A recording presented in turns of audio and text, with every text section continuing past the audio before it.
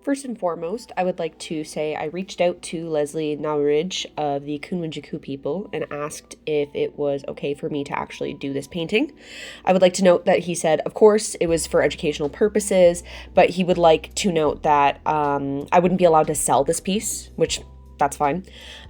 He also told me to stick to animals as there is depictions of dream time, which is a closed practice that belongs to his tribe. So onto the piece, I noticed that they don't paint on canvas, they paint on primarily wood panels. So I got some MDF, I used acrylic paint, round brushes, and specifically orange, white, cadmium yellow, cadmium red, and finally black, which I don't use in my paintings. I started by creating a quick thumbnail on my tablet of where I wanted all these colors to be, and then I transferred that over to my surface. I started filling in the big areas with solid colors. After I filled in most of it, I went and started doing the black outline. And then I kind of went back and forth between doing the outline and filling in some more of the solid color just to get it as clean as possible.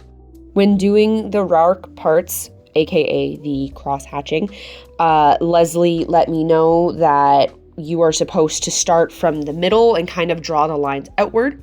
So I started by doing thin yellow lines in the incorrect direction, and then I went over top of that with my actual pattern of colors that I did of yellow, orange, black, red, and white in the correct direction. Because I noticed in his paintings that they do a color underneath in the opposite direction, and then they go back over top of that with the correct colors.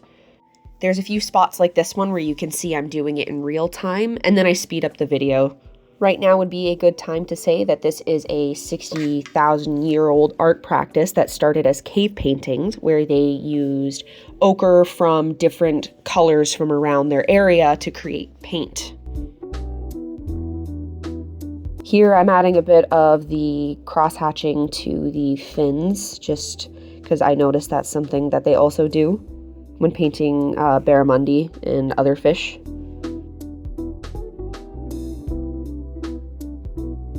Now this is onto the main part of the X-ray. I am painting the spine, so I did like a thick red background, and then I'm filling in the spine of the fish. I guess that I would like to say I told Leslie that I have a new respect for this artwork because doing these really fine lines was incredibly difficult, and it's just completely out of my comfort zone.